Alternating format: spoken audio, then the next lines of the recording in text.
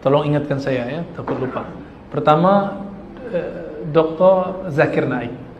Dia bukan ahli agama, bukan ulama, harus diingat. Dia pembaca yang rajin. Hafalannya sama bagus dengan Ustadz di Indonesia, rakan kita Ustadz Adi Hidayah. Dia punya metode menghafal rakam-rakam ya, number-number itu. Dahsyat sekali. Saya awalnya takjub, di awal-awal saya belajar Islam, saya termasuk pengagum Dr. Zakir Naik. Tapi setelah kemudian kita kaji ilmu muqaranatul adyan wal mazahib wal firaq, saya ittadaha lana anna lahu manhajun dha'ifun wa syujuzun bayyinun ya, bayyinatun. Setelah saya kemudian belajar muqaranah, ada ilmu, satu ilmu fan itu dikaji di Usuluddin, karena saya dulu belajar di Usuluddin, ilmu muqaranatul adyan, ilmu perbandingan agama-agama mazhab. Pemikiran, mohon maaf, Zakir Naik tidak satupun sesuai dengan metodologi yang telah ada dalam ilmu ini. Ternyata beliau terinspirasi oleh, inspired by Ahmad Deedat. Tapi Ahmad Deedat tidak sekeras dia. Kenapa? Dia berani bawa kitab-kitab Veda, berani bawa kitab-kitab Bible dengan serampangan.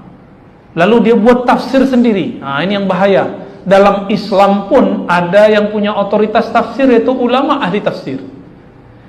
Apalagi di golongan kawan-kawan kita, saudara-saudara yang beda agama itu. Mereka punya lembaga khusus pentafsir. Orang aktivis, bahkan doktor teologi Kristen Katolik tidak boleh mentafsir jika dia belum diiktiraf oleh lembaganya. Lalu tiba-tiba Dr. Zakir Naik kemudian menafsirkan sendiri. Maka di India dia terkena konun perundang-undangan apa?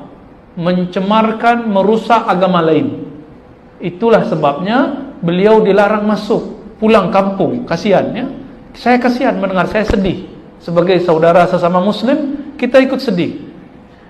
Dan mohon maaf jika dibawa ke Sarawak, Sarawak ini sangat majmuk, sangat berbahaya.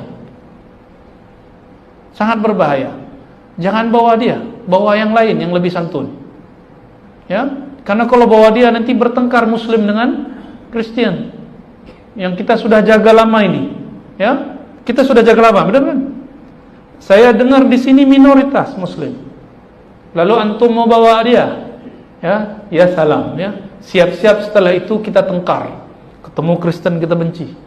Ya Rob, kita tidak boleh benci makhluk. Kenapa? Hadisnya irhamu man fil ardi yarhamukum man fis sama. Kemana-mana kita sampaikan hadis ini.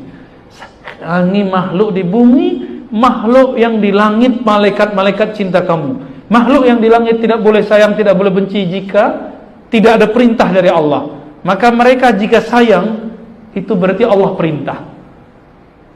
Makhluk di bumi ada yang muslim, ada yang non muslim. Itu sebabnya Allah bagi, ada bismillahirrahman, ada ar-rahim.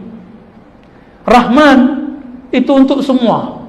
Buka tafsir Imam Fakhruddin Razi, tafsir Imam Nukasir Baydawi. Apa kata mereka? Rahman untuk semua. Mau muslim, mau kafir, semuanya dapat rezeki dari Allah. Benar tak? Maka orang-orang non-muslim pun dapat rezeki, dapat sehat, dapat kaya. Tapi rahim itu cuma satu, karena ziyadah hurufnya cuma satu, yaitu ya. Oleh karena itu, kita dengan Rahman kita cintai semua makhluk, dengan Rahim kita sangat cinta hanya kepada sesama yang beriman. Jadi saya tidak benci Dr. Zakir Naik, cuma dia bagi saya bukan sebagai seorang ahli agama, dia hanya pembaca yang serius, kita sebut otodidak. Tidak bersanad, tidak kuliah di universitas Islam manapun. Sini sebut university ya. Tidak ada ya. Dia cuma kuliah kedokteran. Dan dia pun tidak pernah berguru kepada Ahmad Deedat. Ya.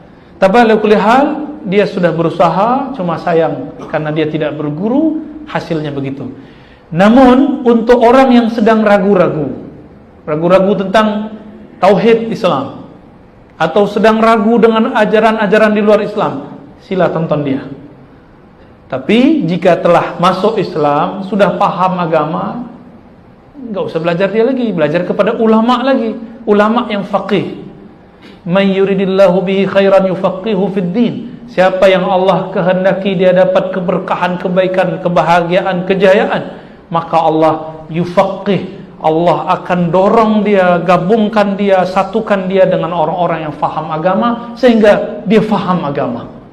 Semoga kita termasuk itu. Amin ya rabbal alamin ya.